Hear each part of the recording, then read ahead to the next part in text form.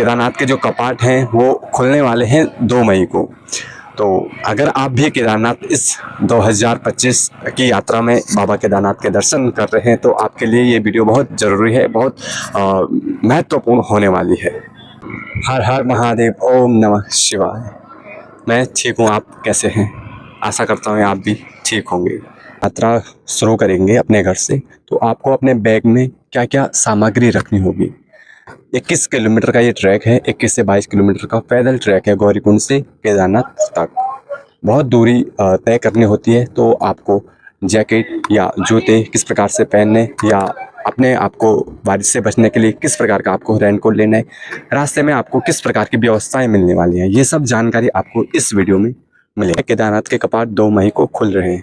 तो सबसे पहले मैं आपको सजेशन दूंगा कि अगर आपका केदारनाथ यात्रा में रजिस्ट्रेशन आपका हो रखा है तो बहुत अच्छा है, क्योंकि बीच बीच में आपके जो ये उत्तराखंड पुलिस है, तो ये रजिस्ट्रेशन जैसे सीतापुर जो मेन मार्केट है जहाँ से केदारनाथ की यात्रा शुरू होती है, वहाँ पे आपकी चेकिंग, आपका आधार कार्ड, आपकी जो भी आईडी है वो आपके पास होनी चाहिए। अब बात करते हैं कि जब आप घर से निकलेंगे उससे पहले आपने अपने बैग में क्या क्या सामान रखना है। तो सबसे पहले आपके पास एक बड़ा बैग या 2 या 3 बैग होने चाहिए अगर आप ग्रुप में आ रहे हैं। अगर आप सिंगल व्यक्ति आ रहे हैं तो आपके पास एक ही बड़ा बैग काफ़ी है। तो उस बैग में सबसे पहले 2 जैकेट होने चाहिए। 2 जैकेट मैं इसलिए बोल रहा हूँ कि ऊपर का जो मौसम है वो बहुत बारिश का रहता है। पता नहीं चलता कि केदारनाथ का जो मौसम है वो कब बदलता है, कब बारिश आ जाती है और कब धूप आ जाती है। तो अगर एक जैकेट आपके पास एक्स्ट्रा भी रहेगी तो आप बारिश में बारिश के बाद उस दूसरी जैकेट को पहन सकते हैं। और उसके बाद करते हैं आपके जूतों की।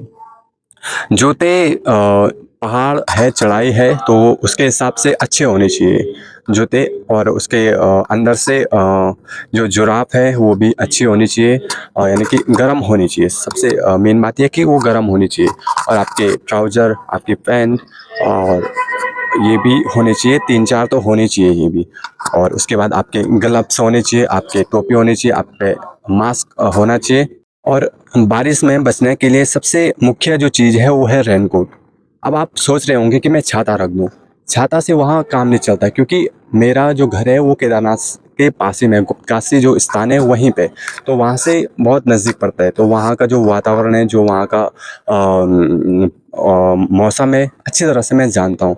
तो छाता से तो वहाँ काम नहीं चलता। रेनकोट आपके पास आपकी जो 100-200 या 300-500 अपने अनुसार देख लें आप कितना कितना आपका बजट है। हाँ, अगर आप घर से रेनकोट या ग्लव्स या टोपी नहीं भी रखते हैं, क्योंकि नीचे तो अभी बहुत गर्म है, ऊपर ठंडा है, तो वहाँ भी ये सारी सामग्री उपलब्ध हो जाती हैं।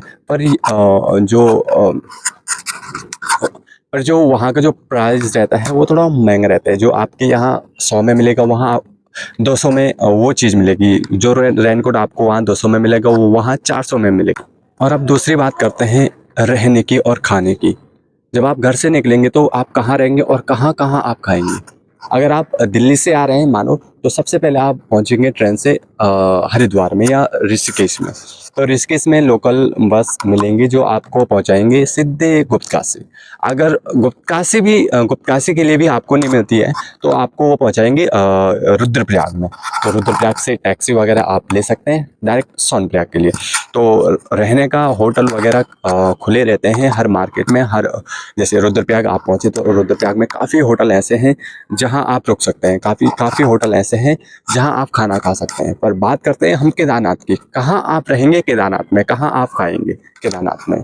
तो जैसे आपकी यात्रा पैदल मार्ग आपका शुरू होगा गौरीकुंड से, तो रास्ते में गौरीकुंड से लेकर जो केदारनाथ का जो बीच का 22 किलोमीटर का जो मार्ग है, वहाँ काफ़ी दुकानें, होटल या ऐसे ढाबे खुले रहते हैं जिनमें आप भोजन कर सकते हैं।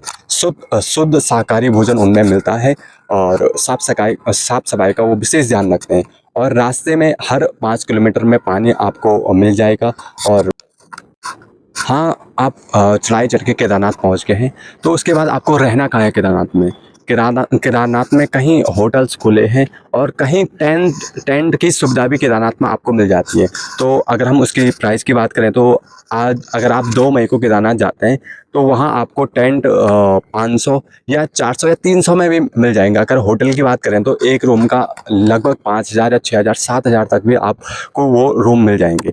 तो मैं आपको यही सजेशन दूंगा कि आप टेंट बनाएं, क्योंकि वो टेंट इस प्रकार से बनाए हुए रहते हैं कि उनमें ठंड या ऐसी कंबल या रजाई की बहुत अच्छी सुविधा रहती है उन टेंटों में।